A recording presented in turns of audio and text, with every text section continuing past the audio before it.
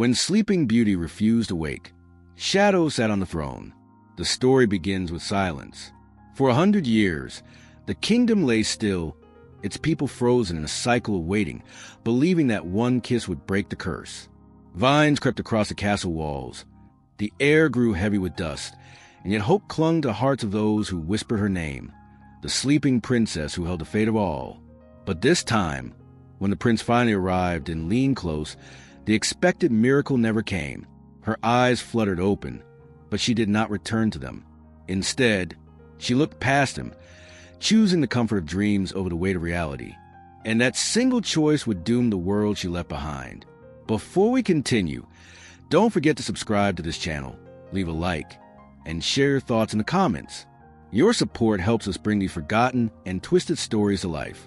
Because what followed was not silence anymore. It was whispers.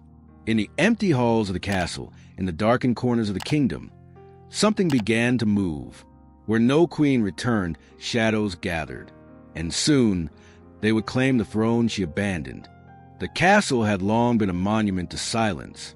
Vines gripped its towers like fingers unwilling to let go, their green threads weaving into stone that no mason could restore. Inside, cobwebs veiled chandeliers that once glittered with light, while the air held the scent of time that refused to die.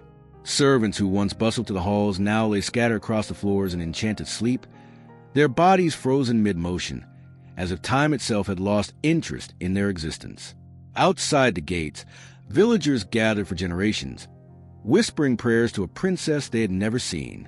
One day she will wake, they told their children, and the kingdom will breathe again.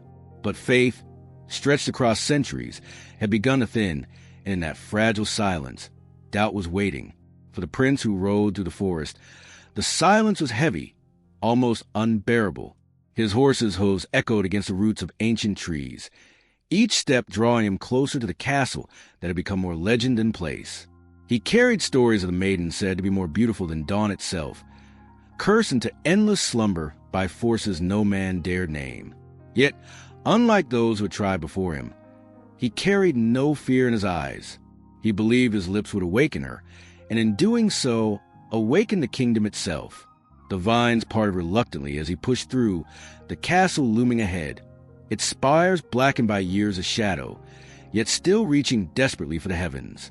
When he entered the chamber, the air seemed to shift. Dust swirled in patterns that looked almost deliberate, as if unseen eyes were watching him. There she lay upon the bed, untouched by time, her skin pale as ivory, her hair a river of gold across the pillow. To him, she was not a myth but a destiny fulfilled, the sleeping bride awaiting her savior. He knelt beside her, heart pounding, and brushed his lips softly against hers. For a moment, nothing happened. The silence thickened, as if the world itself held its breath. And then, her eyelids trembled, a flicker of life returning. The prince's chest swelled with triumph, certain the curse was undone. But he was wrong. Her eyes opened, and he expected gratitude, perhaps love, but what he saw instead was distance. She did not look at him, nor at the walls of the chamber that had imprisoned her. Her gaze drifted past all of it, as though she saw a horizon beyond his comprehension. He whispered her name, but she did not answer. Instead, her lips parted with a sigh that sounded like surrender, and she closed her eyes once more, not in helplessness, but in choice. The prince froze, realization clawing at him. She had refused to wake. The prophecy was broken, the legend rewritten, and in the quiet after her decision, the chamber itself seemed to shiver with anticipation. Outside the chamber doors, the castle stirred in ways the prince could not understand. The air grew colder, the light dimmed though the sun still hung in the sky. Whispers slithered through corridors once void of sound, whispers that carried no human tongue. The servants did not rise, the kingdom did not rejoice. Instead, an absence filled the space where hope had once lived, and into that absence crept something older, darker, and infinitely patient. If the princess would not return to her throne, then the throne itself would not remain empty for long. The prince, still kneeling by her bed, had yet to realize he was not the only presence in the room. The shadows had begun to gather. The days that followed the failed awakening stretched into a suffocating haze. The prince remained in the castle, refusing to leave her side, convinced that persistence could bend fate. Each morning, he tried again, whispering words of devotion, pressing desperate kisses against lips that no longer belonged to him. But she had turned inward, her body present while her spirit wandered into realms unseen. The silence of the castle, once merely oppressive, now grew hostile. Windows darkened though dawn still rose outside, and tapestries rippled with a breeze no one could feel. The prince began to hear things he could not name, low murmurs that echoed through empty corridors, as though the walls themselves had learned to speak. What had once been a place of frozen life was now a place of watching. Beyond the castle walls, the villagers sensed a change. At first, they clung to hope, believing the prince would succeed where others had failed. But as days became weeks, their faith curdled into fear. Crops withered under skies that dimmed too early. Rivers carried reflections that were not their own, and children whispered figures following them just out of sight. Priests lit candles and prayed, yet their flames burned black. Rumors spread that the princess had chosen not to wake, that her defiance had opened the door to something ancient. Those who dare approach the castle gates swore they saw their own shadows detach, lingering longer than their bodies allowed, turned their heads as if listening to some distant call. Fear drove many to flee, but where could one escape when night itself had begun to move? Inside, the prince wandered the halls seeking answers. He found the grand hall unchanged in furniture, yet altered in atmosphere, the throne gleaming under a strange, pale glow. At times, he swore he saw movement upon it, a flicker of form sitting tall, dissolving when he blinked. He felt watched not by eyes, but by absence, by shapes that should not be. His mind strained to hold on to reason, yet his heart clung to the promise of saving her. He told himself he fought for love, but beneath that devotion pulsed another truth. He feared what might claim the throne in her absence. And with each night that passed, the shadows seemed less content to linger at the edges. They were drawing closer, drawn to the heart of the kingdom. Meanwhile, within the dream, the princess walked through a world of impossible beauty. Fields bloomed endlessly beneath skies of perpetual twilight, and crystal waters mirrored her face with flawless clarity. Here, she felt no weight of rule, no burden of expectation. The dream was freedom. Yet, even in its perfection, she noticed fractures. Flowers bent toward her with faces half hidden, like silhouettes pretending to smile. Streams whispered words that melted before reaching her ears. And among the beauty wandered figures without features, drifting like smoke yet solid when they touched her hand. They spoke without mouths, telling her she had made the right choice, that she belonged with them. At first, she believed, but soon unease crept in. Why did their voices sound like echoes of her own fears?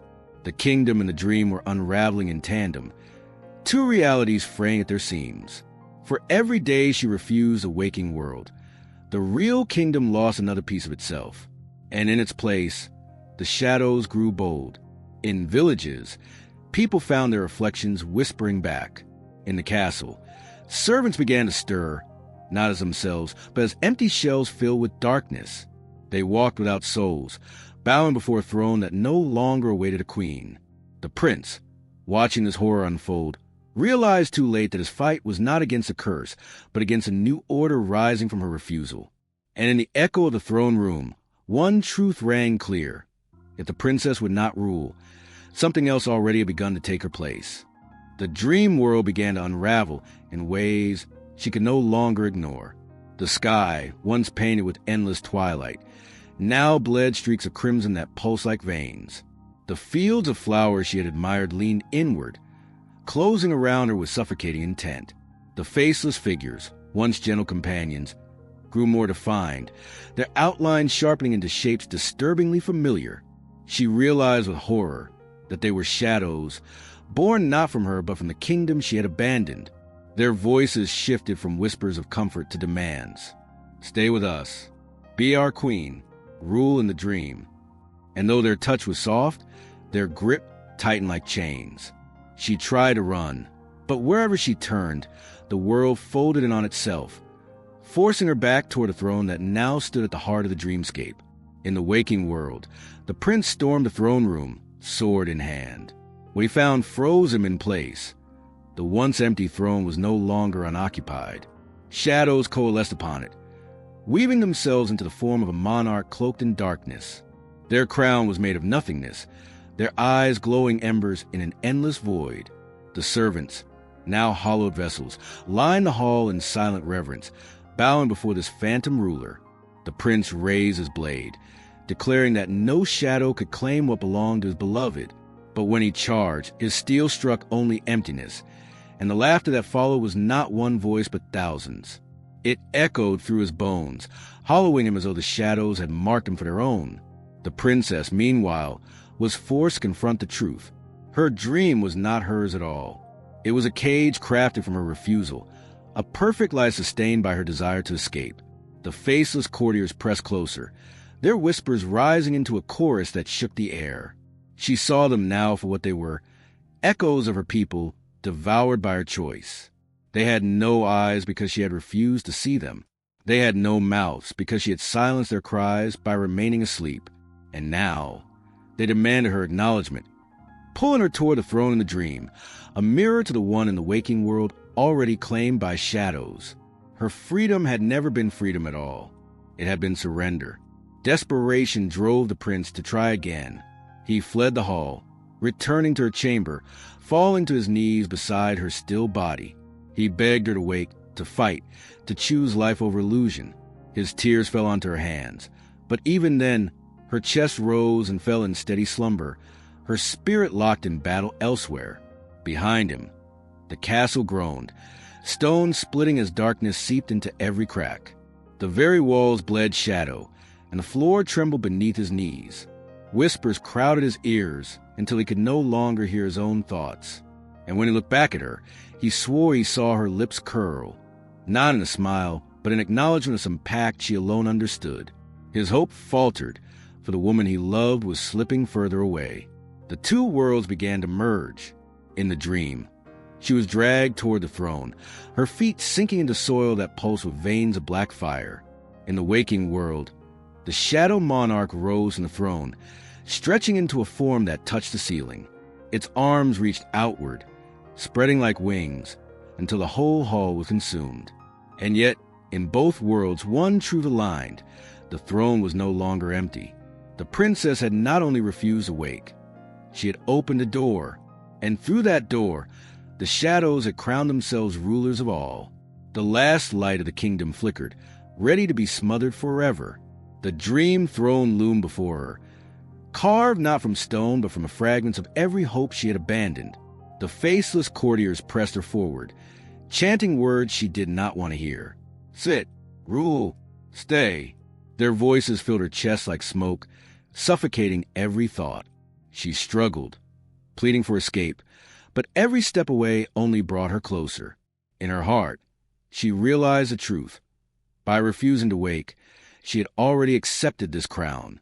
Her feet touched the base of the throne, and the world around her collapsed into silence, as though the dream itself was holding its breath for her final choice. She reached out, not because she wanted to, but because there was nowhere else left to go. In the waking castle, the prince fought through collapsing halls, shadows clawing at his flesh, whispering promises of power if he surrendered. His sword grew heavy, his breath ragged, but he forced himself toward her chamber.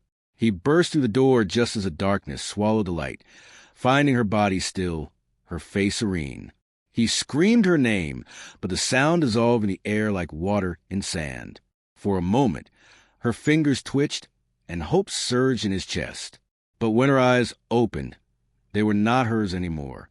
A darkness older than time stared back at him, and her lips spoke words in a voice that was not her own. The throne is taken. The prince fell to his knees, broken, his love extinguished by the echo of her choice. In the dream, she sat upon the throne, her body sinking into it as if it had always been waiting. The faceless courtiers bowed, and the crown of shadows formed above her head, descending slowly until it rested upon her brow.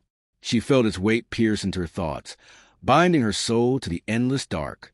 The moment it touched her, the dream and the waking world fused. The castle outside withered, the village vanished, and the kingdom was swallowed whole. The throne stood eternal, not in stone or dream, but in shadow, and upon it the princess remained, neither asleep nor awake, but lost forever in the void she had chosen. The prince, now only a shell, wandered the halls as one of the hollow servants. His devotion had been his undoing, his love devoured by the very silence he sought to break. The world beyond the castle ceased to exist. Forests, rivers, and skies dissolved into an endless dusk. All that remained was the throne and the shadows that served it. The kingdom had not fallen into ruin. It had become something worse. It had become a monument to refusal, a place where time no longer dared to pass, where light no longer remembered how to shine.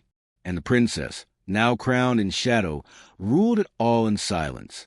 Thus ended the legend of Sleeping Beauty, not with a kiss, not with a celebration, but with a choice that unmade her world. Her refusal to wake was not rebellion, but surrender, and in that surrender, she gave power to something no prince could ever fight. The story, passed down in whispers, no longer spoke of hope or salvation. It became a warning that when dreams become more alluring than reality, shadows will take the throne. And so the kingdom slept, but this time it was not waiting. It was already gone, devoured by the night that would never end.